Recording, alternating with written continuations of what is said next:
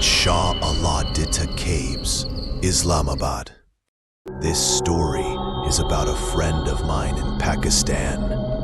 He told me once that he and some of his close friends decided to explore the Sha Allah Ditta Caves near Islamabad.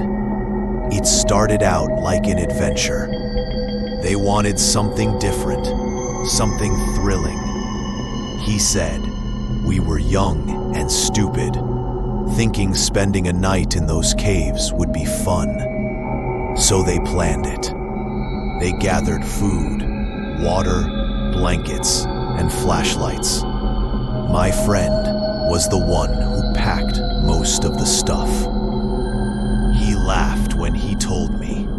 I packed like we were going camping, not realizing where we were actually going. That evening, around 6 p.m., they set out in a small car. The GPS said it would take an hour and a half to reach the caves from where they lived. At first, it was all jokes and music, laughing, talking about ghost stories, daring each other not to get scared. But the closer they got to Islamabad, the quieter everyone became. The road leading to Shah Allah Ditta winds through the Margalla Hills. He said the night was darker than usual. The trees leaned in from both sides of the road, their branches scratching against the car windows. The laughter in the car slowly died down as the headlights revealed how empty the road was.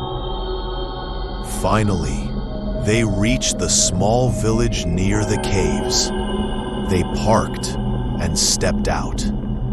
My friend remembers how instantly different the air felt. Cold, damp, and heavy, even though it was the middle of summer. Locals were sitting outside. The path to the caves was rough and narrow. With every step, the noise of the village behind them faded until it was just their own footsteps crunching against the gravel. When they finally reached the caves, it was almost 11 p.m. The opening yawned before them, dark, ancient, carved into the limestone cliffs. My friend said he immediately felt the weight of history pressing down.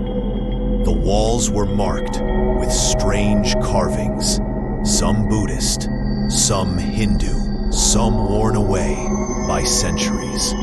They set up their small camp near the mouth of one of the caves. A dim lantern cast a weak circle of light, shadows stretching unnaturally long across the cave walls.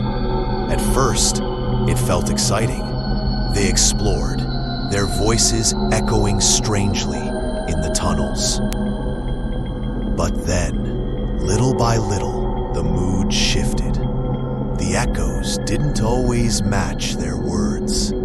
Sometimes, a second after one of them spoke, they'd hear another faint voice repeating it, but warped, like it came from deeper inside.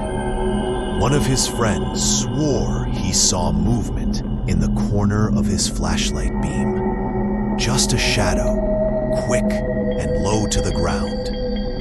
Another kept saying he felt someone was standing just behind him. By midnight, the air in the cave had turned icy cold.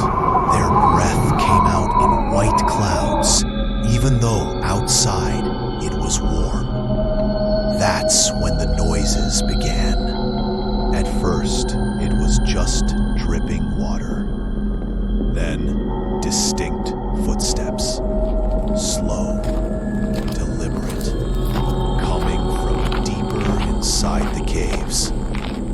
They all froze. No one dared to speak.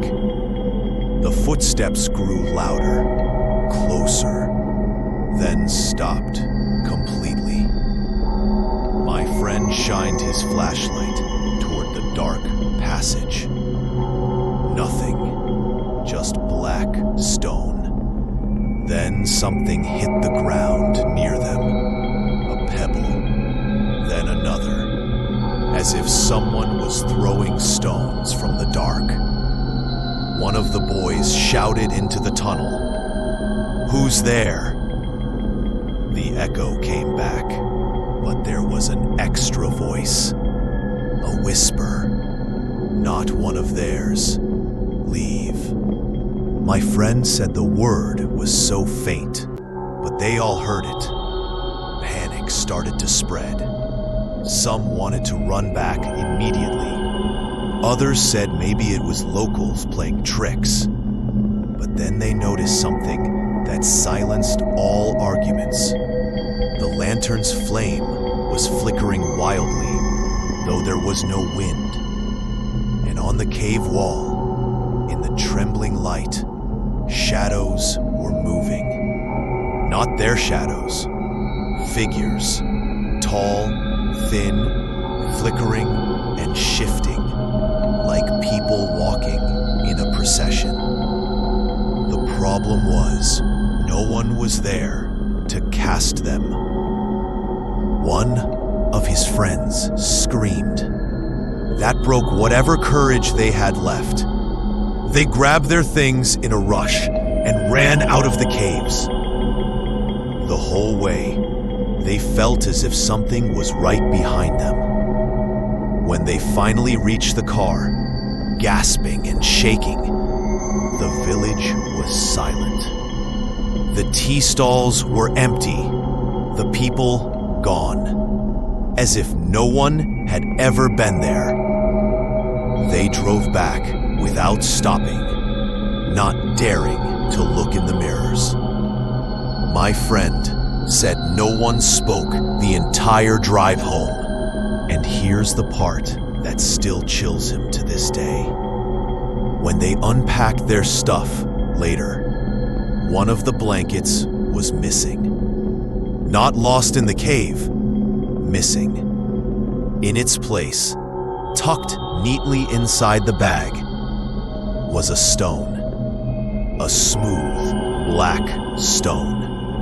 And carved on it was a single word in Urdu. Ruko. Stop.